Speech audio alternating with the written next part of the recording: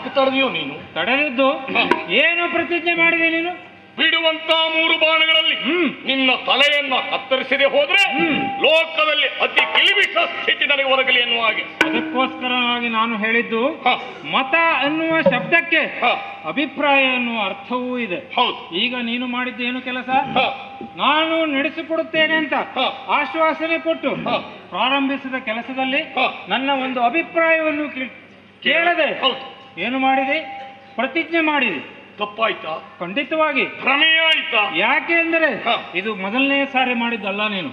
ಜಯದ್ರಥನ ಕಥೆ ನಿನಗೆ ಮರೆತು ಹೋಯ್ತೇನು? ಯಾಕೆ? ಹಳೆ ಕಥೆ ಯಾವತ್ತೂ ನಾವು ಮರೆಯುವುದಿಲ್ಲ. ಇಂದಿಗೆ ಅದು ಮತ್ತೆ ಪುನರಾವರ್ತನೆ ಆಯಿತು. ಯಾಕೆ? ಜಯದ್ರಥನನ್ನ ಕೊಲ್ಲುವಾಗ ನಿನ್ನನ್ನು ಕೇಳದೆ ನಾನು ಪ್ರತಿಜ್ಞೆ ಮಾಡಿದ್ದೆ ಭಗವಂತ. ಹೌದು, ಉದಯಿಸಿದಂತ ಸೂರ್ಯ ಅಸ್ತಮಿಸುವುದರ ಒಳಗಾಗಿ ಅವನ ತಲೆಯನ್ನ ಕತ್ತರಿಸ್ತೇನೆ ಅಂತ. ಖಂಡಿತ. ಪಾಪ ಜೀವಗಳನ್ನಾಗಿ ಅಡಗಿಬಿಟ್ಟ ಅವನನ್ನ ಎಬ್ಬಿಸಿ ಮಾಯೆಗೆ ಸಿಲುಕಿಸಿ ಕೊಲ್ಲುವಲ್ಲಿ ನೀನು ಸಹಾಯ ಮಾಡಿದ್ರು ನನಗೆ. ಆದರೆ ಅಂದಿನ ಪ್ರಸಂಗಕ್ಕೂ ಇಂದಿನ ಪ್ರಸಂಗಕ್ಕೂ ಎಂತ ಹೊಂದಾಣಿಕೆ, ತುಂಬಾ ವ್ಯತ್ಯಾಸ ಇದೆ ಪಾರ್ಥ. ನನಗೊಂದು ಭರವಸೆ ಏನು ಗೊತ್ತುಂಟ? ಆವತ್ತು ನಿನ್ನ ನಂಬಿಯೇ ನಾನು ಪ್ರತಿಜ್ಞೆ ಮಾಡಿದ್ದು. ಆದರೂ ಇವತ್ತು ಕರೆದಾಗ ನೀನು ಬಂದಿದ್ದೀಯ. ನೀನ್ ನನ್ನ ಬಳಿ ಇದ್ಮೇಲೆ ನೀನೇ ದೊಡ್ಡ ಬಲ ಅಂತ ಪ್ರತಿಜ್ಞೆ ಮಾಡಿ. ಇಂದು ಸಾಧ್ಯ ಇಲ್ಲ. ಯಾಕೆ ಗೊತ್ತೋ? ಅಂತ ಸೈಂಧವ ದುಷ್ಟ ಸಮಾಜಘಾತಕಿ. ಆದರೆ ಈ ಸುಧನ್ವ ವೀರ ವೈಷ್ಣವ ನಿವನು ನಿನ್ನಿಂದ ಎನಗೆ ವೀರ ವೈಷ್ಣವ ನಿವನು ನಿನ್ನಿಂದ ಎನಗೀತ ಸಾರ ಸದ್ಭಕ್ತ ನಾಗಿಗನು ಈತ ಸಾರ ಸದ್ಭಕ್ತ ಆಗಿಗನು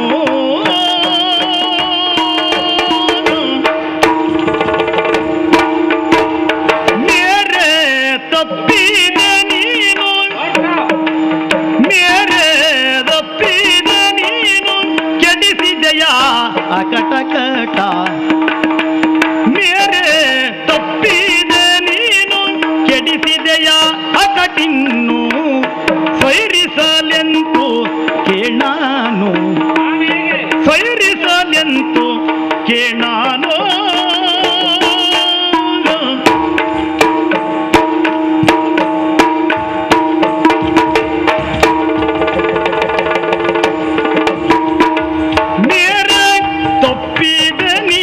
ಕೆಡಿಸಿದೆಯ ಅಕಟಿನ್ನು ಸೈರಿಸದೆಂತು ಕೇಳಾನು. ಅಂತ ವಿಶೇಷತೆ ನವನಲ್ಲಿ ಏನು ಕಂಡೆ ಭಗವಂತ? ಆದ್ದರಿಂದಲೇ ನೋಡು, ನೀನು ನನ್ನ ಭಾವ ಮಿತ್ರ, ಆದರೆ ಸುಧನ್ವ ವೀರ ವೈಷ್ಣವ ನನ್ನ ಪರಮ ಭಕ್ತ. ಅವನು ಭಕ್ತ, ನಾನು ಭಕ್ತ. ಆದ್ದರಿಂದ ಅವನನ್ನ ಜಯದ್ರಥನ ಕಥೆಗೆ ಹೋಲಿಸುವುದು ಸಲ್ಲದು. ಅವನು ವೀರ ವೈಷ್ಣವನಾಗಿದ್ದರಿಂದ ನನಗೆ ಬಂದಿದ್ದು ಇವತ್ತು ಜಿಜ್ಞಾಸೆ. ನಾನು ಅವನನ್ನು ಕೊಲ್ಲಲು ಸಹಕಾರ ಮಾಡದೇ ಇದ್ದರೆ ನಿನ್ನೆ ಪ್ರತಿಜ್ಞೆ ನೆರವೇರುವುದಿಲ್ಲ. ಕೊಂದರೆ ಒಬ್ಬ ವೀರ ಭಕ್ತನನ್ನು ಕೊಂದ ಸಂದಿಗ್ಧತೆ ನನ್ನ ಕೃಷ್ಣನ ಪಾಲಿಗೆ ಬರುವುದಿಲ್ಲವನು. ಈಗ ಒಟ್ಟಾರೆ ನನ್ನ ವ್ಯವಹಾರದಿಂದ ನಿಮ್ಗೆ ಸಮಸ್ಯೆ ಆಯ್ತು. ನಾನೇನು ಮಾಡಬೇಕು ಈ ಕಾಳಗ ಪ್ರಸಂಗದಲ್ಲಿ? ತಿಳಿದೆನು ನಿನ್ನಯ ಚಿತ್ತದು ಮಳಿಕೆಯ ನಿಜದೊಲವ ತಿಳಿದೆನು ನಿನ್ನಯ ಚಿತ್ತದು ಮಳಿಕೆಯ ನಿಜದೊಲವ ಮುನ್ನಡೆಯುವುದು ಕಾಯವು ಜಗದೊಳು ಉಳಿವವು ಕೀರ್ತಿಗಳು.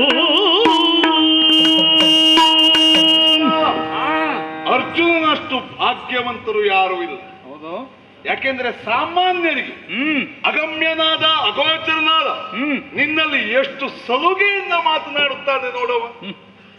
ಅವನಿಗೆ ಗೊತ್ತುಂಟು, ಅವನ ಅದೃಷ್ಟ ಅದು. ಅಲ್ಲ, ಅವನಿಗೆ ಗೊತ್ತುಂಟು ಜ್ವರ ಬರುವುದು ಅವನಿಗಾದ್ರೂ ಕಷಾಯ ಕುಡಿಯುವುದು ನೀನು ಅಂತ ಗೊತ್ತುಂಟು ಅವನಿಗೆ. ಆಹಾ, ಬೀಳುವುದು ಅವಾದ್ರೂ ನೋವಾಗುವುದು ನಿನಗೆ ಅಂತ ಅವನಿಗೆ ಗೊತ್ತುಂಟು. ಅದು ಉಂಟೆ. ಅಷ್ಟೆಲ್ಲ ಅದೃಷ್ಟ ನಮಗಿಲ್ಲ. ಆದ್ರೆ ನೀನಾಡಿದ ಮಾತು ನನಗೆ ಅರ್ಥ ಆಗ್ತದೆ. ಏನಂತ? ಯಾಕೆಂದ್ರೆ ನಿನ್ನ ಚಾರಿತ್ರ್ಯವನ್ನು ನಾನು ಕೇಳಿ ತಿಳಿದವ. ಏನು ಮಾಡ್ಲಪ್ಪ ನಾನು ಈ ಭಕ್ತರಿಬ್ಬರ ಸಂಗ್ರಾಮದಲ್ಲಿ ಯಾರಿಗೆ ಜಯ ಕೊಡ್ಲಿ ತಿಳಿಲಿಲ್ಲ. ಹೇಳುವುದು ಅವನ ಹತ್ರ, ಉತ್ತರ ಬಯಸುವುದು ನೀನು ನನ್ನ ಹತ್ರ, ನನಗೆ ಗೊತ್ತುಂಟು. ಹೌದು, ಹೌದೌದು. ಯಾಕೆ ದೇವರೇ ಹೇಳು. ಅಡಕೊತ್ತಿನಲ್ಲಿ ಸಿಕ್ಕ ಅಡಿಕೆ ಅಂತ ಆಯ್ತು ಅಂತ ಹೇಳಿದೆಯಲ್ಲ, ನಿನಗೆ ಸಮಸ್ಯೆ ಅಲ್ಲ ಅದು. ಒಂದು ತಾಯಿಯ ಎರಡು ಮಕ್ಕಳು ಕೇಳುವುದು ಒಂದನ್ನೇ ಆದ್ರೆ ತಾಯಿ ಆದವಳಿಗೆ ಕೊಡುವುದು ಕಷ್ಟ. ಮಕ್ಕಳು ಕೇಳುವ ವಸ್ತುಗಳೇ ಬೇರೆ ಬೇರೆ ಆದ್ರೆ ತಾಯಿ ಆದವಳಿಗೆ ಕೊಡುವುದು ಕಷ್ಟ ಆಗುವುದು. ಸತ್ಯವಾದ ಮಾತು. ಪಾರ್ಥ ಬಯಸುವುದು ನಶ್ವರ ಪ್ರಪಂಚದ ಜಯವನ್ನು. ದೇವಾ, ಈ ಜನ್ಮದಲ್ಲಿ ಏನನ್ನು ಅನುಭವಿಸಬೇಕು ಅದನ್ನೆಲ್ಲ ಅನುಭವಿಸುವ. ಹೌದಾ? ಅದಕ್ಕಾಗಿ ಈ ನಶ್ವರ ಪ್ರಪಂಚದ ಜಯ ಅವನಿಗೆ ಕೊಡು, ನಿನ್ನ ಪಾದ ಸೇರುವ ಭಾಗ್ಯ ನನಗೆ ಕೊಡು. ಬಿಡುವಾಡ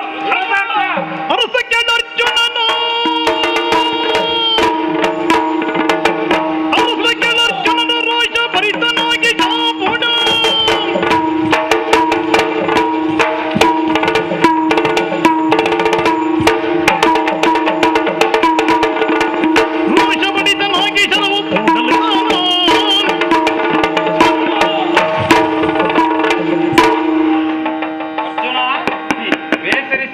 ನೀನ್ ಯಾಕೆ ನೋಡ್ದಂತ ಖಂಡಿತ ಕೇಳುವುದಿಲ್ಲ. ಕಾಳಗವನ್ನು ಮುಂದುವರಿಯಲಿಕ್ಕೆ ಎಡೆ ಮಾಡಿ ಕೊಡುತ್ತಿಲ್ಲ ಅನ್ನೋ ಕೃಷ್ಣ ಅನ್ನೋ ಆಸೆ ಅವಸರವನ್ನು ಪಡೆದ ಖಂಡಿತ ಇಲ್ಲ. ಕಾರಣ ನೀನು ಪ್ರತಿಜ್ಞೆ ಕೈದಿರೋದು 3 ಬಾಣದಿಂದ ಇವನನ್ನು ಕೊಲ್ಲುತ್ತೀಯ. ಪ್ರಥಮ ಬಾಣ. ಆದರೆ ಈ ಬಾಣದ ಶಕ್ತಿ ಸಾಕಾಗ್ಲಿಕ್ಕಿಲ್ಲ. ಕೃಷ್ಣ ಅವತಾರದ ಎಲ್ಲ ಪುಣ್ಯವನ್ನ ಈ ಬಾಣಕ್ಕೆ ಆಹ್ವಾನಿಸಿದ್ದೇನೆ. ತೊಡು ನೋಡ. ಒಂದನೇದಕ್ಕೆ ಗೋವರ್ಧನಗಿರಿಯ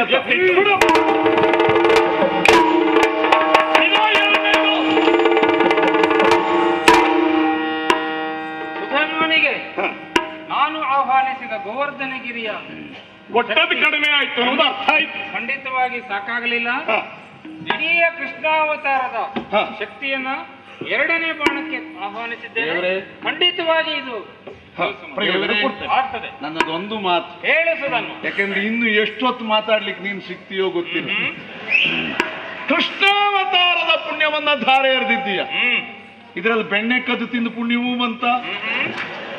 ಯಮುನೆಯ ತಟದಲ್ಲಿ ಹೆಣ್ಣು ಮಕ್ಕಳ ಸೀರೆಯನ್ನು ಅಡಗಿಸಿ ಚಂದ ನೋಡಿದ ಪುಣ್ಯವೂ ಬಂತ. ಸುಧನ್ವ, ನೀನು ಭಕ್ತನ ಎನ್ನುವುದಕ್ಕೆ ಇದಕ್ಕೆ ಉತ್ತರಿಸಬೇಕಾಗುತ್ತದೆ. ಖಂಡಿತ ನಿನ್ನಂತವನು ಇಂಥದ್ದನ್ನು ಹೇಳಿದರೆ ನನ್ನ ಭಕ್ತ ಒಂದನವರು ಅದನ್ನೇ ತಿಳಿದಾರು. ದೇವರೇ, ನಿನಗೆ ಗೊತ್ತಿರುವುದು ಅಥವಾ ಅಪಾರ್ಥ ಮಾಡುವವರಿಗೆ ಗೊತ್ತಿರುವುದು ಸೀರೆ ಎಳೆದ ಕಥೆ ಮಾತ್ರ. ದೇವರೇ, ಆ ನನ್ನ ತಂಗಿಯ ಮಾನ ಹೋಗುವ ಸಮಯದಲ್ಲಿ ದ್ರೌಪದಿಗೆ ಅಕ್ಷಯಾಂಬರಿಯಾಗಿದ್ದು ಎಷ್ಟು ಜನಕ್ಕೆ ಗೊತ್ತಿದೆ ಹೇಳು?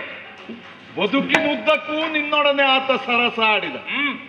ಸಾಯುವ ಒಂದು ಕ್ಷಣದ ಮೊದಲು ವಿನೋದಕ್ಕಾಗಿ ಆ ಮಾತನ್ನು ಹೇಳಿತು. ಆಗಲಿಸುದನು. ಯಾವ ಬಾಯಲ್ಲಿ ಬೆಣ್ಣೆ ಕದ್ದು ತಿಂದಿದ್ದೀಯೋ ಅದೇ ಬಾಯಲ್ಲಿ ಬ್ರಹ್ಮಾಂಡ ತೋರಿದ ಮಹಾನುಭಾವ.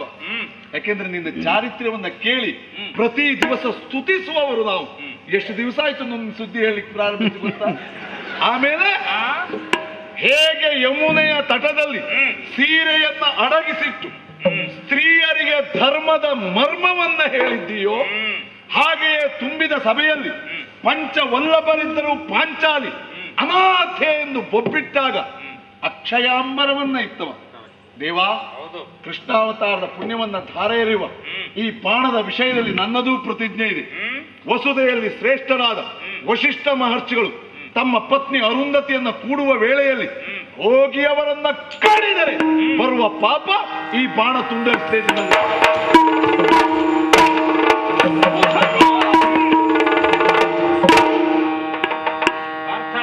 ನೀವು ತಡೆದೇ ಹೋದ್ರು ನಿಲ್ಲಿಸ್ತಾ ಇದ್ದೇನೆ. ಖಂಡಿತ ಅಲ್ಲದೆ ಹೋದ್ರು ನೋಡು, ಇವಾಗ ನಿಮಗೆ ಉಳಿದಿರೋದು ಒಂದೇ ಒಂದು ಬಾಣ. 2 ಕಳೆದು ಹೋಯಿತು. ಅಂದರೆ ಹಿಂದಿನ 2 ಬಾಣಗಳ ಶಕ್ತಿ ಸಾಕಾಗಲಿಲ್ಲ. ಹಾಗಿದ್ದರೆ 3ನೇ ಬಾಣಕ್ಕೆ ನನ್ನ ಇಡೀ ರಾಮಾವತಾರದ ಪುಣ್ಯವನ್ನು ಸೇರಿಸುತ್ತೇನೆ. ಸಾಲದು. ಆದಿಯಲ್ಲಿ ಬ್ರಹ್ಮ, ಅಂತ್ಯದಲ್ಲಿ ರುದ್ರ, ಮಧ್ಯದಲ್ಲಿ ನಾನು ಪ್ರತಿಷ್ಠಾಪಿಸುತ್ತೇನೆ. ಇಂತಹ ಶಕ್ತಿಯುತ ಬಾಣವನ್ನು ಎತ್ತಲಿಕ್ಕೆ ನಿನಗೆ ಶಕ್ತಿ ಬೇಕಲ್ವ? ನನ್ನ ಶಕ್ತಿಯನ್ನೇ ದಾರಿ ಎರೆದಿದೆ.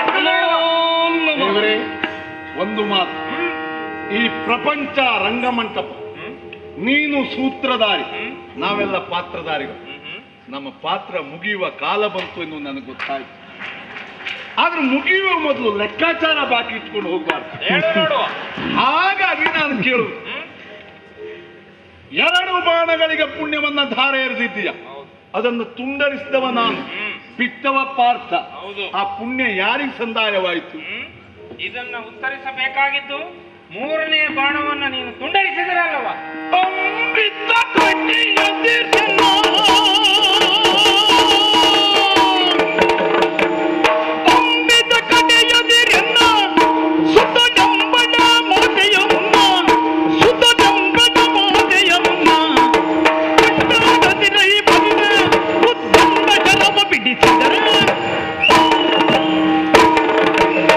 ದೇವರೇ, ಈ ರಾಮಾವತಾರದ ಪುಣ್ಯವನ್ನ ಹೊತ್ತು ಬರುವ ಮೂರನೇ ಬಾಣವನ್ನ ತುಂಡರಿಸದೆ ಇಟ್ರಿ. ತಂದೆಗೆ ಮಗನಲ್ಲ, ಹೆಂಡತಿಗೆ ಗಂಡನಲ್ಲ, ತಾಯಿಗೆ ಮಗುವಲ್ಲ, ಅಷ್ಟಕ್ಕೆ ಮುಗಿಯಲಿಲ್ಲ. ವಸುದೆಯಲ್ಲಿ ಶ್ರೇಷ್ಠವಾದ ಕಾಶಿ ಕ್ಷೇತ್ರದಲ್ಲಿ ಶಿವರಾತ್ರಿಯ ದಿವಸದಂದು ಬ್ರಾಹ್ಮಣನೋರ್ವ ಸ್ನಾನ ಮಾಡಿ ಹೋಗಿ ಕಾಶಿ ವಿಶ್ವನಾಥರನ್ನ ಪೂಜಿಸುತ್ತಿರುವ ವೇಳೆಯಲ್ಲಿ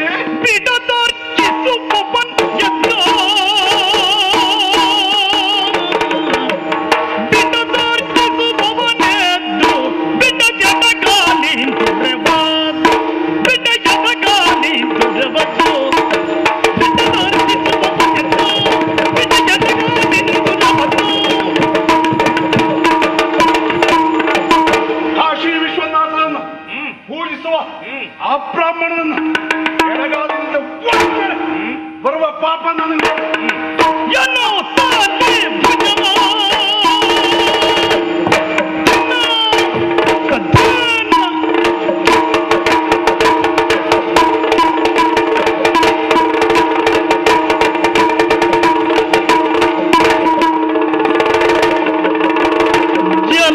ಜಲಜಲೋಚನ ಲಕ್ಷ್ಮೀ ನಾರಾಯಣಾಯನು ಉಚ್ಚರಿಸುತ್ತಾ ತಳೆಯು ಹೊಳೆವರಾಕೆಂದುವಿನ ಶ್ರೀಗರಿಯ ಪಾದದಲ್ಲಿ ಬಿದ್ದುದು ಜನಮೀ ಜಯ ಕ್ಷಿತಿಪ ಕೇಳೆಂದೋ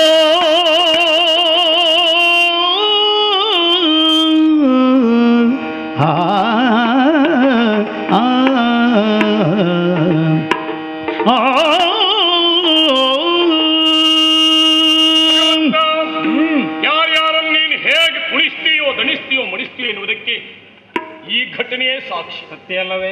ನನ್ನ ಬಾಣವು ಹುಸಿಯಾಗಲಿಲ್ಲ, ಅವನ ಪ್ರತಿಜ್ಞೆಯೂ ತಪ್ಪಲಿಲ್ಲ. ತುಂಡರಿಸಿದ್ದಾನೆ. ನನ್ನ ಬಾಣವನ್ನ ಪಥ ಮಧ್ಯದಲ್ಲೇ ಕತ್ತರಿಸಿದ. ಕತ್ತರಿಸಲ್ಪಟ್ಟ ಕೊನೆಯ ತುದಿ ಎನ್ನುವುದು ಹೋಗಿ ಸುಧನ್ವ ತಲೆಯನ್ನ ಕತ್ತರಿಸಿದ. ಭಗವಂತ ಹೇಳು ಪಾರ್ಥ. ಈ ನನಗೊಂದು ನಿರ್ಧಾರ ಹೇಳು. ಈ ಕಾಳಗ ಅಂತ ಸುಧನ್ವ ಕಾಳ ನಾವು ಪ್ರಾರಂಭ ಮಾಡಿದ ಮೇಲೆ ಪರಿಸ್ಥಿತಿ ನೋಡಿ ನಾನು ಊಹಿಸಿದ್ದೇನು. ಹೇಳು. ಕೇವಲ ಗಲಾಟೆ ಕರ್ಕರೆಲ್ಲೇ ಮುಗಿದು ಹೋಗ್ತಿತ್ತು ಅಂತ ಭಾವಿಸಿದ್ದೆ. ಹಾಗಾಗಲಿಲ್ಲ. ಇದು ಸುಧನ್ವ ಕಾಳಗ ಅಲ್ಲ, ಸುಧನ್ವ ಮೋಕ್ಷ ಎನ್ನುವುದು ಈಗ ನನಗೆ ಅರ್ಥ ಆಯ್ತು. ಸತ್ಯ ಅಲ್ಲವೇ? ಇನ್ನು ನಿನ್ನ ಅಣ್ಣನಾದ ಧರ್ಮರಾಜನನ್ನು ಸಂತೈಸಿ ನಿರೀಕ್ಷೆಯಲ್ಲಿರಬೇಕು. ಅಶ್ವಮೇಧದ ಕುದುರೆ ಮುಂದೆ ಹೋಗಬೇಕಲ್ಲವೇ? ಅದನ್ನು ಅನುಸರಿಸಿ ನಡೆದ